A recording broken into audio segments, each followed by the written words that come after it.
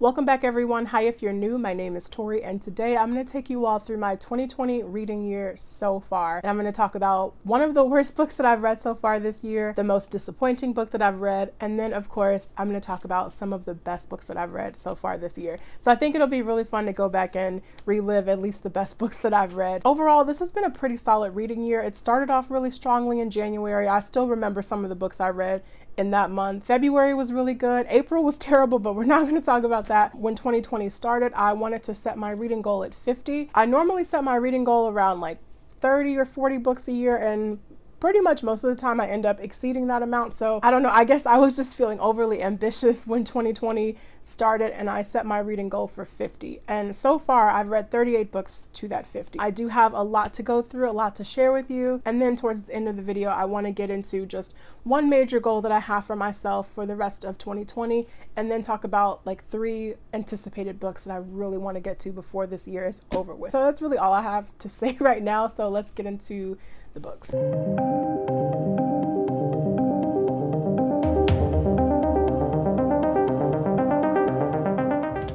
The worst book that I read in 2020 is, I didn't need to think about it at all, hands down, without a doubt, was Outlander by Diana Gabaldon. I did not like this book at all. I read this book in April. My buddy read this with Tati from Musical Tati. Definitely go check out her channel. I'll leave it in the description box below. And I did not like this book. It was, oh my gosh, I didn't enjoy the pacing. I didn't enjoy just the overall writing style of it. I didn't enjoy the characters, their conversations. It was a lot. In Outlander, we're following this woman named Claire Randall in the year 1945. Claire, she's just really trying to settle down after the war and reconnect with her husband, Frank. But something ends up happening and Claire is then transported back to, I've already forgot what year it was. I think I just tried to get this book out of my mind. I think it's like early 15th century, and it's there that she meets this man named Jamie, and the two of them, they begin their own romantic relationship, you know, in this time period. And that's happening kind of against the backdrop of war that's going on there and a lot of other things happening. And I didn't enjoy it.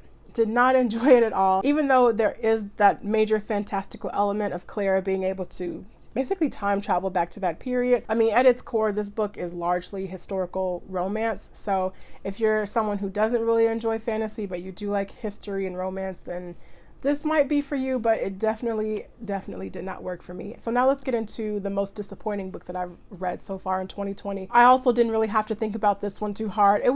I was thinking about showing maybe 2 or 3 different books for this, but I just went with the most recent one that I read, and that is This Cruel Design by Emily Sue Veda. And this is the second book in the This Mortal Coil trilogy.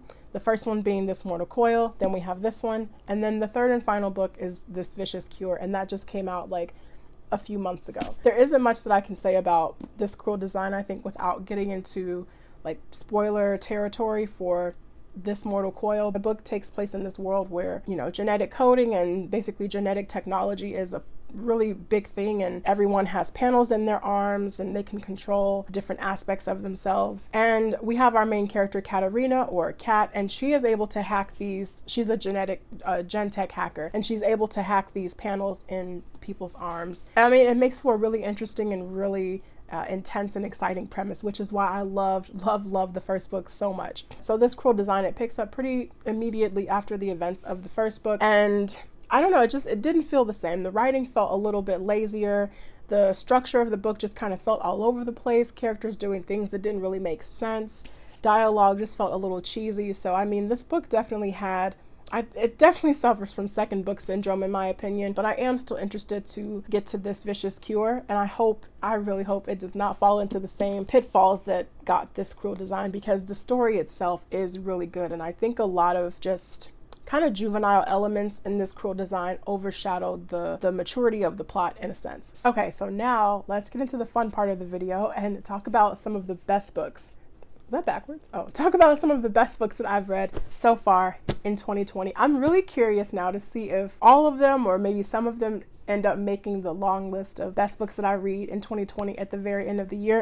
That'll be really fun to see. So I've read a lot of good books in 2020, a lot of great books, but these 5 in particular, they're leaving an impact on me clearly, because I'm still thinking about a lot of them. And one in particular, this has actually only happened to me with one other book, and that's The Night Circus by Erin Morgenstern. This particular book that I read, I finished it and I thought it was just around a 3-star book. It was fine. I didn't need to think about it again or go back to it anymore. But the more distance I have from this book, from finishing it, the more I'm just like, yeah, that was pretty amazing. And now when I see it on my shelf, I just kind of smile at it, which is a little creepy, but the themes of the book and the story are still staying with me. Yeah, it's definitely a book that has been creeping up on me as the months go by. So let's just get that out the way. That one is The Girl with All the Gifts, and this is by M.R. Carey. This is incredible. Like, don't let anybody tell you this is just another zombie story, because it is definitely not. The Girl with All the Gifts, this is a post-apocalyptic novel, and in this book we're following a few main characters, but the one who is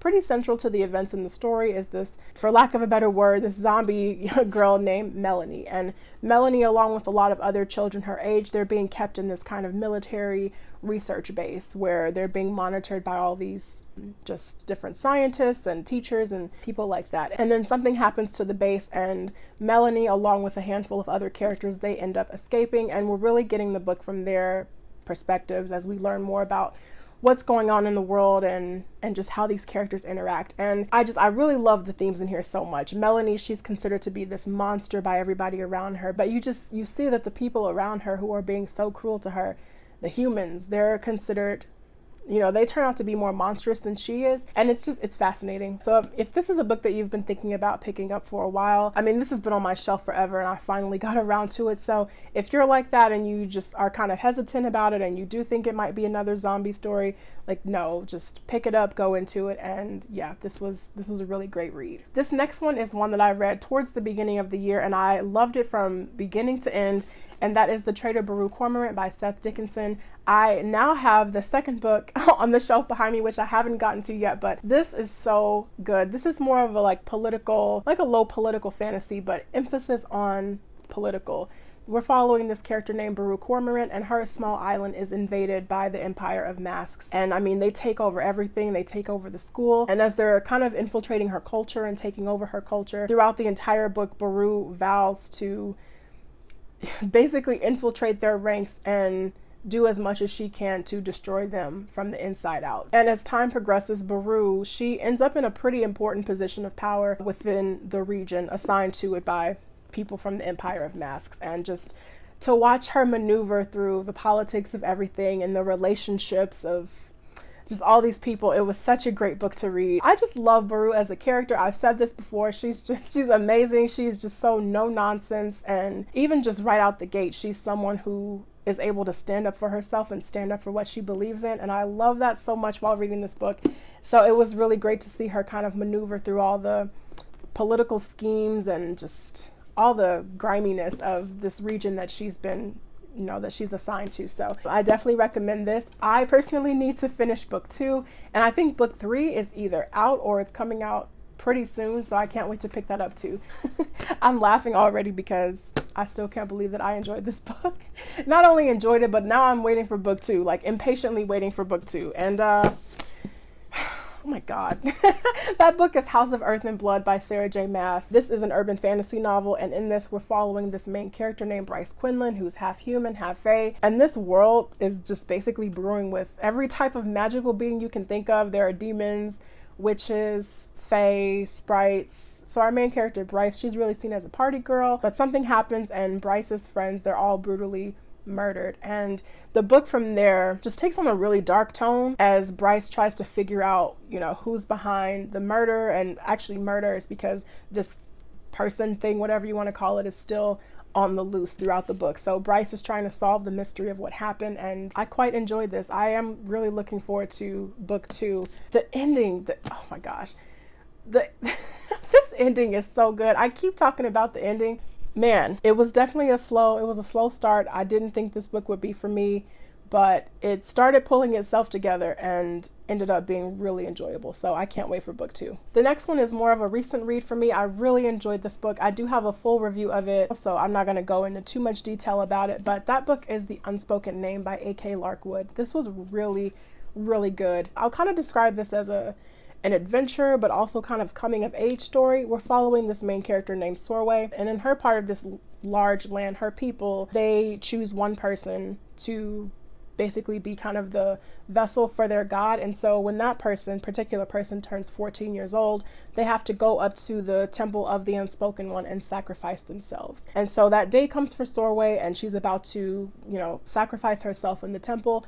But this wizard, he comes to offer Sower a different path. And Sower, she is reluctant in the beginning to kind of leave her people and abandon her god, but she does go off with this wizard, and in a sense, she becomes kind of his right-hand man, his assassin, his spy, just everything. And it's through that she really begins to discover who she is and just her role in the world. And she does try to find romance at the same time. There's just a lot going on in this book, and it is a slow burner for sure, but I did end up enjoying this overall. And I will leave a link to my full review in the description box, because I definitely had a lot to say about this book, and it was really enjoyable. And then finally, this video would not be complete. It wouldn't even be real if I didn't mention this book. One of the best books I've read so far this year is hands down Parable of the Sower, and this is by Octavia E. Butler. And this is the first book in the Parable duology. The second book is Parable of the Talents. This book is so good. This is another one that I loved from beginning to end. With Octavia E. Butler, I love her work so much now. I just respect her so much as a writer, and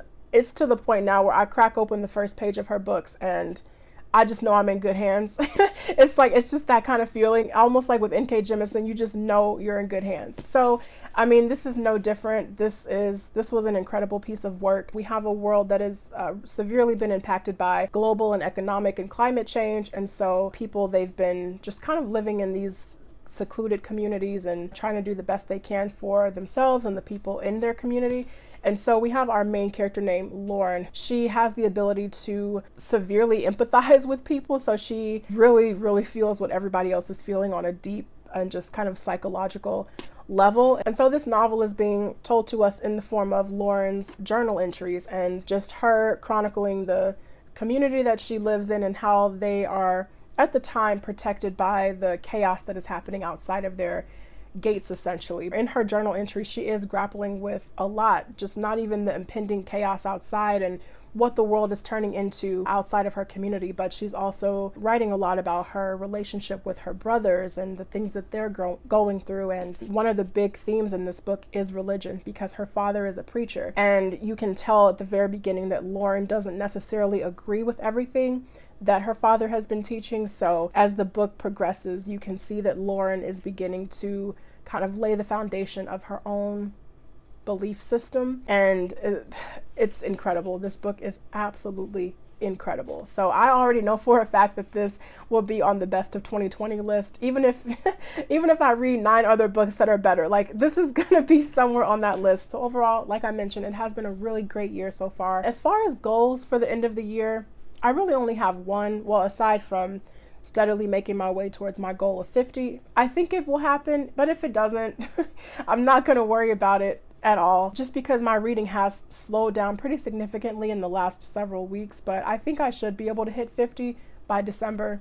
But again, we'll see what happens. But one of my biggest goals for the end of the year is I want to read more tomes. Even if that means that I won't reach my goal of 50, I need to start knocking out some of the tomes that I have on my shelves. So monthly wrap-ups, that might change a little bit, because if I'm picking up 500 plus page books a month, I'm probably not going to be reading too much else throughout the month. So the wrap-ups might slow down a little bit for the second half of the year. You might just start seeing more singular reviews, more dedicated series reviews and things like that. So that being said, that I want to read more big books for the rest of 2020. I do have a couple of tomes that I really do want to make, that I really anticipate on reading before this year is over. So the first book that I have is Perdido Street Station, and this is by China Mieville. And this is a book that I keep picking up and keep putting down and pick it back up, forget what happened, go back to the beginning.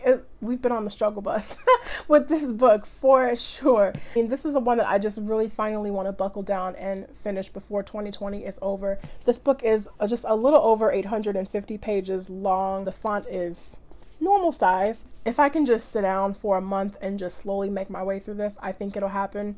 I read Legacy of Ash by Matthew Ward, and that was 800 pages. And truth be told, that wasn't worth the 800 pages. Anyways, I can definitely read an 800 page plus book. And then the other one that I want to make my way through is Dahlgren by Samuel R. Delany. I've mentioned this book a couple of times already on my channel, that I've been really interested in reading this. And I just finished actually Babel 17 by Delany, and really enjoyed that. I'm going to be doing a review of that soon, along with some other of the SF masterworks. But I really loved Babel 17. And so now that I've fallen in love with Delaney's writing and just his world building and everything, I really do want to now dive more into Dahlgren. So this is large and this is small, small font. And then this last one here, this is actually not a tome, but it's one that's been on my shelf for a while now, and it keeps popping in my head, and I keep making eye contact with it on my shelf, and I'm like, I should get to that soon. And that's China Mountain Jang, and this is by Maureen McHugh, and this actually won the Hugo Award. You know, when it was published. So this is pretty short. It's like a little over 300 pages. So in this book, it just sounds like we have this man on this journey of self-discovery. This takes place in a post-revolution America and just a lot of different settings. One of them sounds like it's on Mars, and then we have the Arctic and just a lot going on. So yeah, this has just caught my attention recently on my shelf. So that's it for me, you guys. Thank you all so much for watching this video. I really appreciate it. And I just want to give a special hello and warm welcome to all of the new subscribers, because this little family has grown quite a bit in the last several weeks. Thank you all so much for being here. I hope you enjoy your stay. And yeah, let me know down below, what are some great books that you've read so far this year? What are some of the worst books you've read in 2020? And what are you looking forward to in the second half of the year? And yeah, I'll see you all in the next video. Take care.